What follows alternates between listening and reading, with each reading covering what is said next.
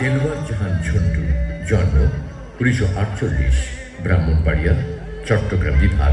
দেলওয়ার জাহান ঝন্টু হচ্ছেন একজন বাংলাদেশি চলচ্চিত্র পরিচালক, প্রযোজক, গীতিকবি, সুরকার, চিত্রনাট্যকার, কাহিনীকার, চলচ্চিত্র সম্পাদক, চিত্রগ্রাহক, সঙ্গীত পরিচালক এবং একজন বীর মুক্তিযোদ্ধা। তিনি লিডার চলচ্চিত্র পরিচালনার মাধ্যমে পরিচালনায় আত্মপ্রকাশ করেন, পাশাপাশি এটি প্রযোজনাও করেছেন তিনি। তার পরিচালিত মুক্তিপ্রাপ্ত প্রথম চলচ্চিত্র বন্দুক, এবং এটি মুক্তি পায় 1978 সালে। আমি ছবি আরম্ভ করলাম 72-তে আরম্ভ করলাম। এই ছবির নাম লিডার। শাবানা প্রবীণ থেকে নিলাম, যে কোনোভাবে দরকার করবে শাবানা তো তখনই কমলাম। 80% শুটিংয়ের পর যে কোনো মনিটারি ব্যাপারে ওই ছবিটা শেষ হয় নাই। তারপর বন্দুক ছবিটা হলো, বন্দুকে শাবানা ওয়াসিমকে নিলাম। ওটা মানে সুপার ডুপার হয়ে গেছে। তারপর আমি তার পেছন দিকে তাকাতে হয় নাই।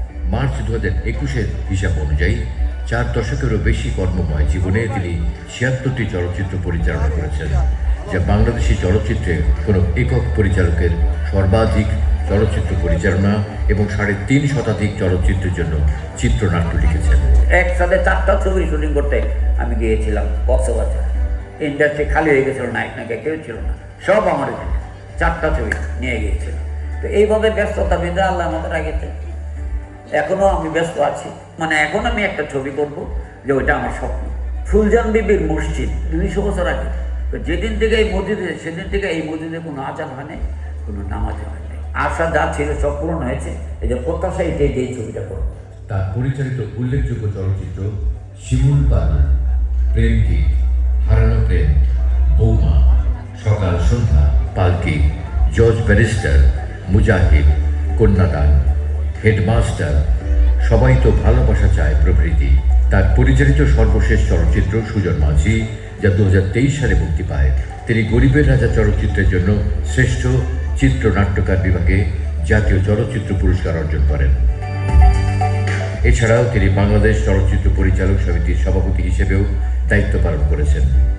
বীর মুক্তিযোদ্ধা চলচ্চিত্র নির্মাতা, প্রযোজক দেলওয়ার জাহান ঝন্টুকে স্বপ্নভরা BFDF অ্যাওয়ার্ড 2024-এ আজীবন সম্মাননা প্রদান করছে।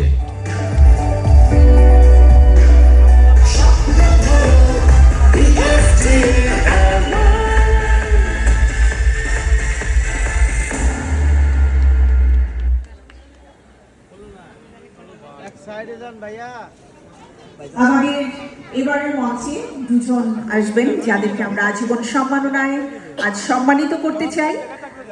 এটি নাম অলরেডি আমরা দেখেছি, আমরা পরবর্তী ভিডিওটি দেখে নিতে চাই।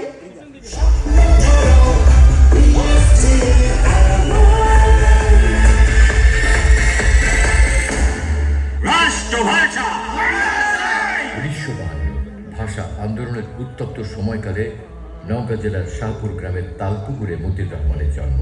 বাবা মোহাম্মদ আব্দুল জব্বার।